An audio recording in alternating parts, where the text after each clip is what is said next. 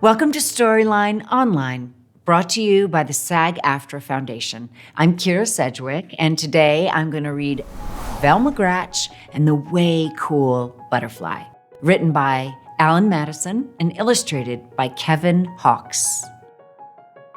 Velma Gratch was the youngest of the three Gratch sisters. Frida, the oldest, had gone through first grade first, followed by Fiona. Now it was Velma's turn.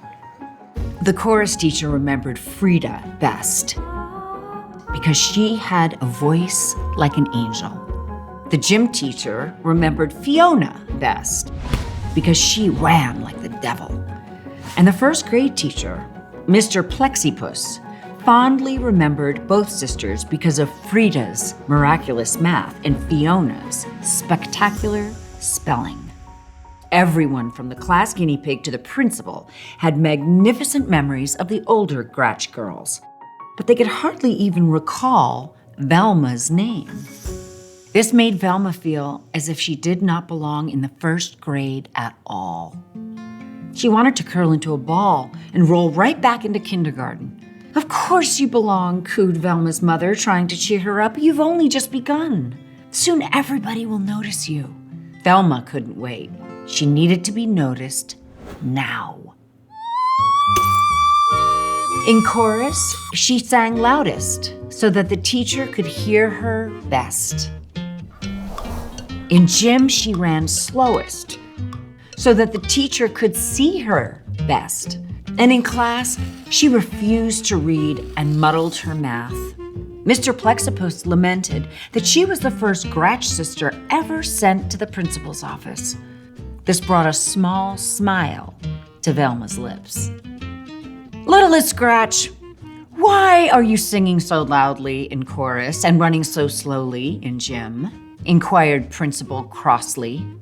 "Because," answered Velma, "I want you to remember me just like you remember Frida and Fiona."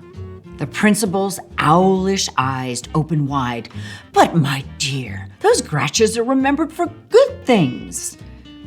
Velma's small smile pretzel twisted into a full-blown frown. Science was Velma's favorite subject. She had learned many fabulous facts, like how a rainbow is born and why a volcano burps. The latest lesson was about butterflies. Mr. Plexipus explained that a butterfly starts as an egg. The egg turns into a caterpillar.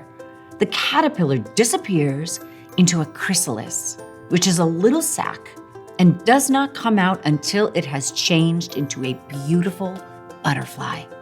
He called this changing metamorphosis. Velma didn't want to forget this extra long word, so she repeated it again and again as she walked home. Metamorphosis, metamorphosis, metamorphosis. "Frida, when you were in first grade, did you study butterflies?" Velma asked her older sister. "No, we learned worms," Frida replied. "Fiona, when you were in first grade, did you study butterflies?" Velma asked her middle sister. "No, we found out about frogs," Fiona stated. "Well," said Velma proudly, "we are studying butterflies and metamorphosis." "That's way cool," Frida declared, and Fiona bobbled her head in way cool agreement. Velma read everything in the library about butterflies. She discovered that there are 20,000 different kinds, which was a lot.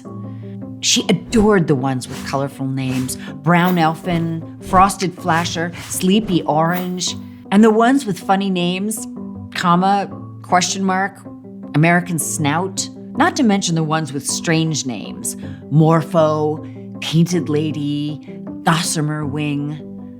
But her favorite butterfly of all was the orange and black monarch. When it got cold, all the monarchs would fly south to Mexico to stay warm. Velma thought this was an amazing coincidence because last winter vacation, she and her family had also flown south to Mexico to stay warm. In science, Mr. Plexipus announced that they would take a class trip to the Butterfly Conservatory, a place where real butterflies were collected and cared for. Because Velma didn't want to forget this extra long word, she repeated it again and again as she walked home. Conservatory, conservatory, conservatory. Frida, did you take a class trip in first grade? Velma asked her oldest sister. Absolutely, we went to the museum, Frida replied. Fiona, did you take a class trip in first grade? Velma asked her middle sister. Absolutely, we went to the aquarium, Fiona stated. Well, said Velma proudly, we're going to the can serve the story. That's way cool, Frida declared, and Fiona bobbled her head in a way cool agreement. The Butterfly Conservatory was surrounded by fancy flower beds and bedecked with banners of butterflies.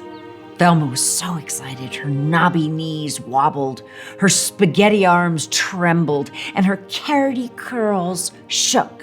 A sharp-nosed woman holding a clipboard introduced herself. I am your tour guide.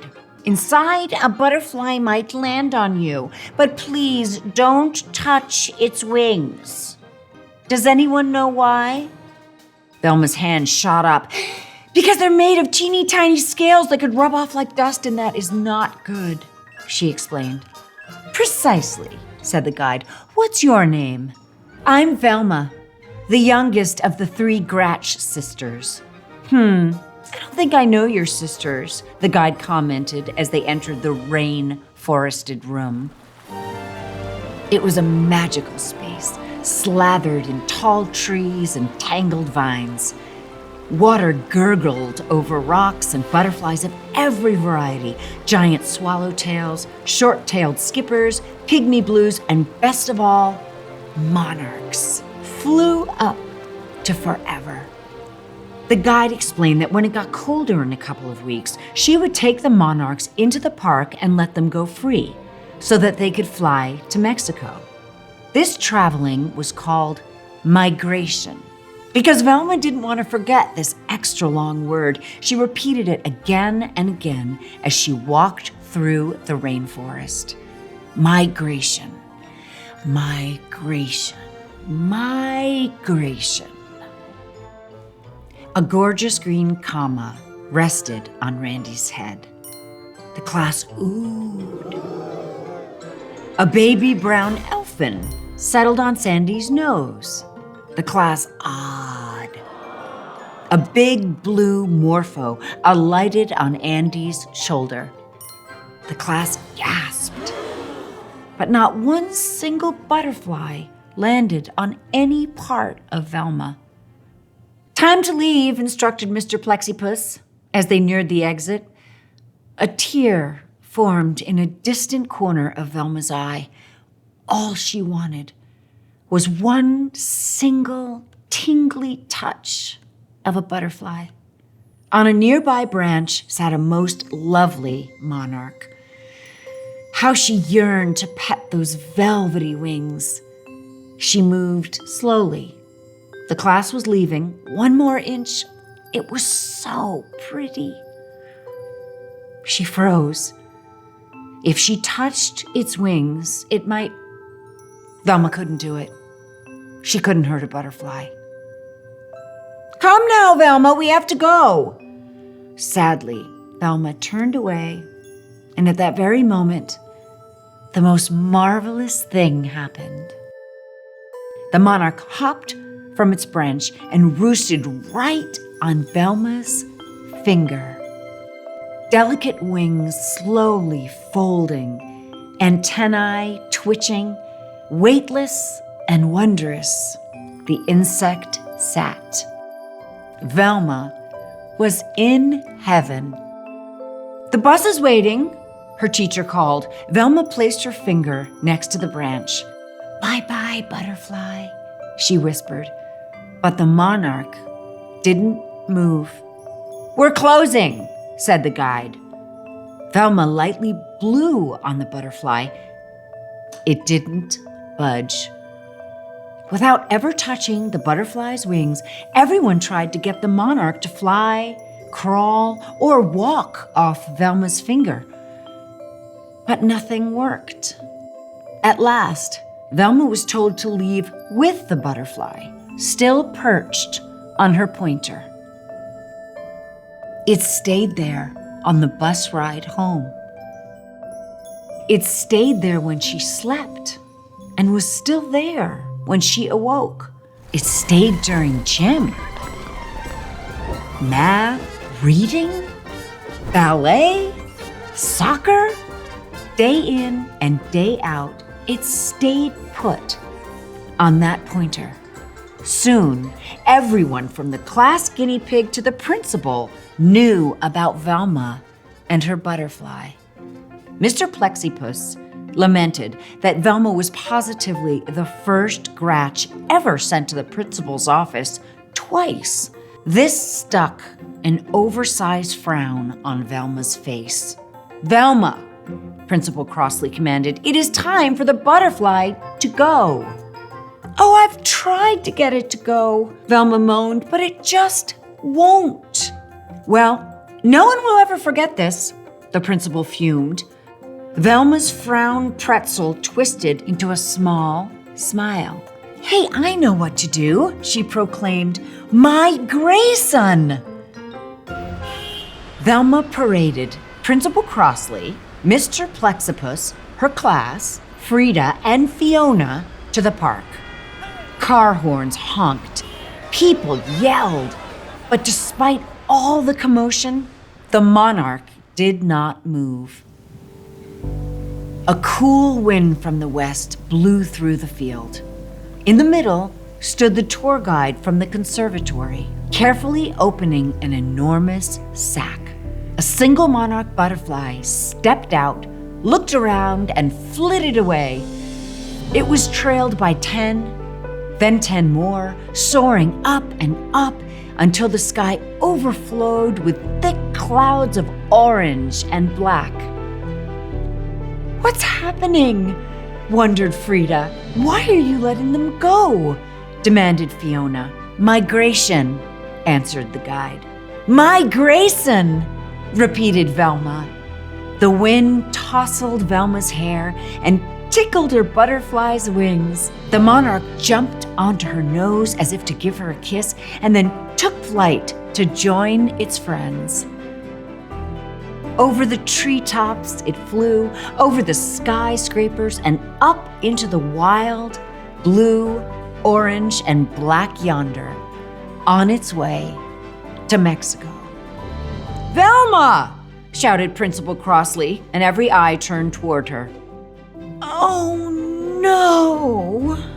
fretted Velma, sure that she was about to become the only Gratch ever sent to the principal's office 3 times.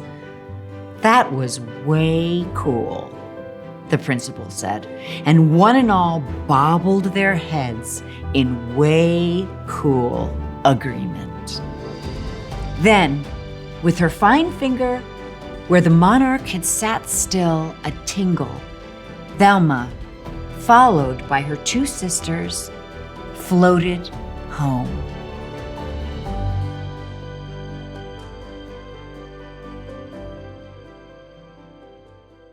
I think it's probably hard to be one of 3 sisters. I think it's probably hard to find your own voice and who you are when you're in a family, period. I just think that is a hard thing. And so I think what's great about the story is that she is talking about how she tried all these different things to get attention, and really, when it was her heart's desire, she found the attention that she was looking for. And I think her heart's desire was different than her sister's. It wasn't singing, it wasn't running, and it was science. Thank you for watching Storyline Online. Make sure to check out all of our stories. Keep watching and keep reading.